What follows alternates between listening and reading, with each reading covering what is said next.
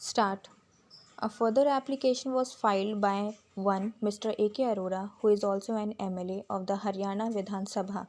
The prayer in all the said applications was for leave to intervene in the special leave petition filed by the Speaker of the Haryana Vidhan Sabha. The same were allowed by order dated 28th February 2012.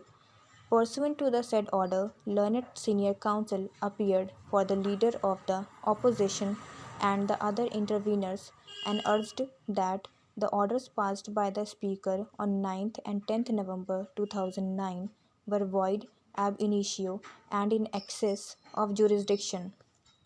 However, in the lengthy submissions advanced by the advocate in relation to the provisions of erstwhile paragraph 3 and paragraph 4 of the 10th schedule to the Constitution, reference was made to various decisions of this court.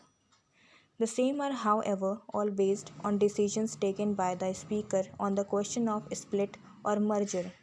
while in the instant case, we are concerned with the inaction of the Speaker in disposing of the disqualification petitions filed by the respondent number 1 and the jurisdiction of the High Court to issue interim orders restraining a member of the House from discharging his functions as an elected representative of his constituents despite the provisions of paragraph 6 of the 10th schedule to the Constitution. Most of the questions raised by the senior advocate contemplate a situation where the Speaker had taken a final decision on a disqualification petition. However, in the instant case, we are really required to consider whether the High Court was competent to pass interim orders under its powers of judicial review under Articles 226 and 227 of the Constitution when the disqualification proceedings were pending before the Speaker. In fact, even in another case which has been referred to in extensively either earlier by the scope of judicial review has been confined to violation of constitutional mandates,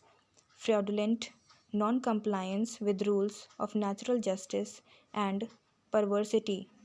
but it was also very clearly indicated that having regard to the constitutional scheme in the 10th schedule, normally judicial review could not cover any stage prior to the making of the decision of the Speaker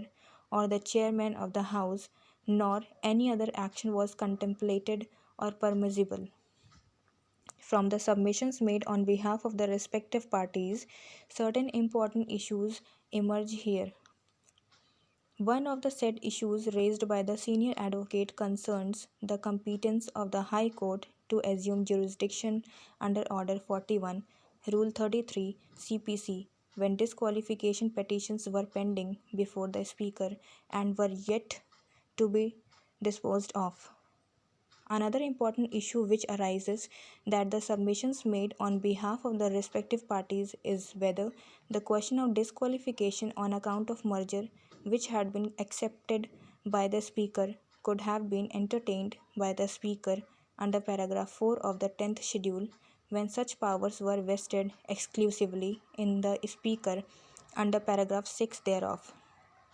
Relying on the earlier decisions of this court, the learned single judge came to the conclusion that while passing an order under paragraph 4 of the 10th schedule to the Constitution, the Speaker does not act as semi-judicial authority and that such order would necessarily be subject to adjudication under paragraph 6.